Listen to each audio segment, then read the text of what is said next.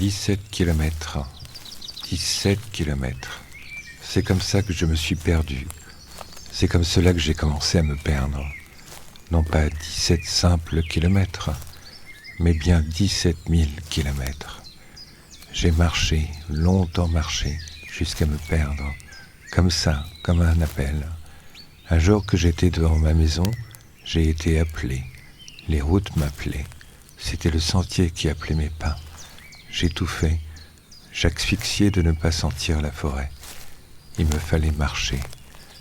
Marcher sans relâche. Marcher. Les murs de ma maison étaient devenus une prison. Le toit sombre que j'avais pourtant construit de mes mains semblait à tout moment s'effondrer. Et moi, m'effondrer avec lui. J'étais paysan ou bien bûcheron. J'étais pêcheur ou bien voleur. Je ne sais plus. Ce que j'étais, c'est ce que je n'étais pas moi-même. Allais-je seulement le savoir en marchant, en me perdant? Tout cela est moins sûr, mais j'allais prendre le risque de me perdre pour me trouver. Les premiers milliers de kilomètres furent faciles. Tout me semblait familier. Je me rendis compte que partout où j'allais, partout n'étaient que mes semblables, des gens pareils à moi, des paysans, des bûcherons, des pêcheurs ou des voleurs. Tous vivaient sans se poser plus de questions, guidés par le quotidien et le labeur à effectuer dans la peur du lendemain. Moi qui n'avais jamais quitté mon village, tout juste avais-je été au village le plus proche, à 5 kilomètres, comment m'expliquer que soudain j'ai eu envie de voir la forêt? De la forêt, il y en avait bien par chez moi. Le bois, le petit bois, celui-là je le connaissais. Mais ce sont les autres, ceux que je ne connaissais pas que j'ai eu envie de voir, ceux que je ne connaissais pas. J'ai soudainement eu envie de me perdre dans l'odeur de sapin, de résine et de terre, que ma vue s'abîme dans les clairières de lumière ou dans les sombres bosquets, que mes oreilles soient aux aguets du moindre craquement de feuilles, du moindre animal glissant dans les fougères. Tout cela, je croyais déjà le connaître. Il y avait un petit bois par chez moi, mais il me fallait tout oublier. Ce que je croyais connaître, je ne le connaissais pas. Il faut oublier de croire. Il faut tout oublier, arrêter de croire et vivre vraiment. C'étaient alors les idées qui me traversaient. Et pourtant, je n'ai jamais été grand sage ou grand philosophe. Vous auriez pu demander à ma mère, elle vous l'aurait dit. J'étais devant ma maison quand tout me parut étroit. Ma maison, mes vêtements, la terre qui s'étendait devant moi, elle semblait m'appeler. Elle me disait « Allez, viens, viens, laisse pour moi ta vie de misère, quitte tout ce que tu crois avoir pour moi.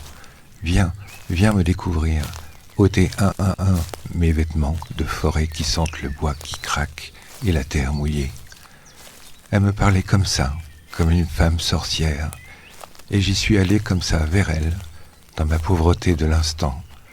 J'avais de vieux vêtements déjà usés et de vieux souliers que je n'ai plus. Elle me disait « Viens tel que tu es, je te ferai riche d'un trésor que les autres n'auront jamais. Et avec mon alliance, tu en seras le seul coffre. » Pensez donc, moi, qui n'ai jamais rien eu que ma vieille cabane, l'appel des terres, ça ne se refuse pas. Les 17 premiers kilomètres, les souliers ont tenu.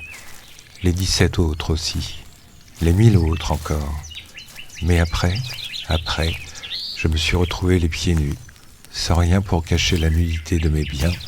Ils étaient là, offerts à l'air libre et à la terre, à ses caresses et à ses blessures. Sans rien pour me cacher d'elle, nous étions enfin à égalité, chacun n'ayant rien à cacher, sans autre protection que nous-mêmes, notre chair, chair des forêts ou chair organique, souffrant, peinant, en corps à corps.